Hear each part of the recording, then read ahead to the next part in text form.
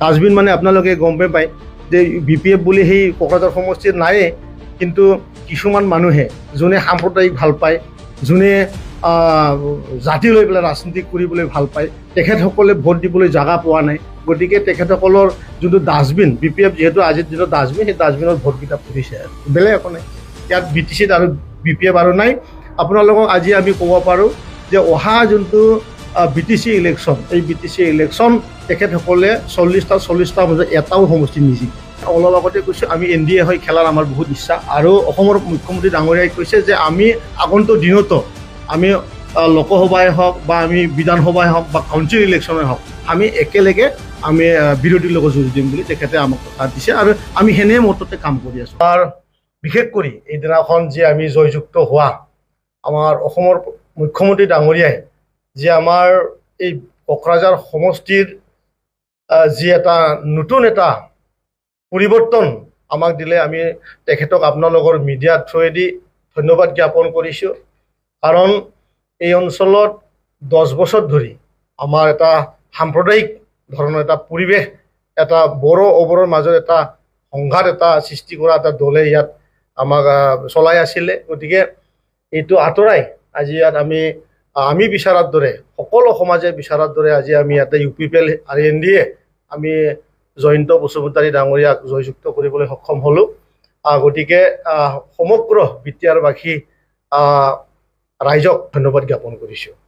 ডাঙৰীয়াই কৈছে বা আমাৰ অসমৰ মুখ্যমন্ত্ৰী ডাঙৰীয়াই কৈছে NDAত থকাৰ পিছত আৰু যে কেতিয়াও যে বেলেগ কৰি আৰু ইলেকশ্যন খেলা নহয়, এইটো সমগ্ৰ ভাৰতত আৰু এটি NDAৰ নিয়ম, আৰু NDA এইটো প্ৰতিশ্ৰুতিৰে বা এইটো ৰাস্তাৰে তেখেতসকলে যায়, আৰু আমি সেই বিশ্বাসৰে NDAৰ লগত আমি আছোঁ।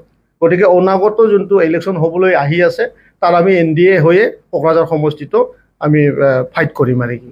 বহু ধৰণৰ কথা কয়, কিন্তু আমি NDA হৈ পেলাই ইয়াত আমি UPPL আৰু BJP বুলি কথা নাহে, আমি NDA হৈ খেলিছোঁ। আৰু সকলোৱে জানে যে লোকসভা ইলেকশ্যনটো তাৰ যোনটো ট্ৰেইন সেইটো অলপ বেলেগ ধৰণৰ হয়। যেনেকুৱা এইবাৰ BPF-এ এই বিটিআৰ এই অঞ্চলত স্পেচিয়েলি কোকৰাঝাৰ এটা ডাষ্টবিনৰ দৰে চুৰুপৰ এটা ৰূপ লৈছে। ডাষ্টবিন মানে আপোনালোকে গম পায় যে BPF বুলি সেই কোকৰাঝাৰ সমষ্টিত নায়ে, কিন্তু কিছুমান মানুহে যোনে সাম্প্ৰদায়িক ভাল পায়, যোনে জাতি লৈ পেলাই ৰাজনীতি কৰিবলৈ ভাল পায়, তেখেতসকলে ভোট দিবলৈ জাগা পোৱা নাই। গতিকে তেখেতসকলৰ যোনটো ডাষ্টবিন, BPF যিহেতু আজিৰ দিনত ডাষ্টবিন, সেই ডাষ্টবিনত ভোটকেইটা পৰিছে আৰু বেলেগ একো নাই। ইয়াত BTCত আৰু BPF আৰু নাই। আপোনালোকক আজি আমি ক'ব পাৰোঁ যে অহা যোনটো BTC ইলেকশ্যন, এই BTC ইলেকশ্যন তেখেতসকলে 40টা মাজত এটাও সমষ্টি নিজিকে।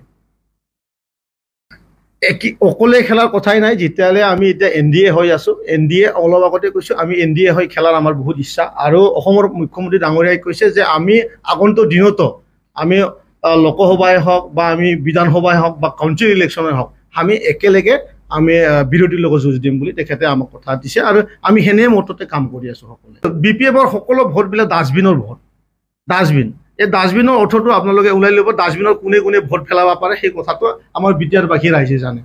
সতীৰ্থতে BPF-ক ভাল পাই পেলাই কোনো ভোট দিয়া নাই, BPF-ক ডাষ্টবিন বুলি ভোটটো তাত পেলাইছে। পৰীক্ষাৰ কাৰণে লটাৰীহে কাটিব লাগিব, ৰাজনীতিকত নহ'ব। সেইটো ৰাজনীতিকত আমি সকলোৱে ভাই, আৰু আমি ভাই হ'লে NDA হৈ আমি অহা দিনতো আমি এনেকুৱাই যাম।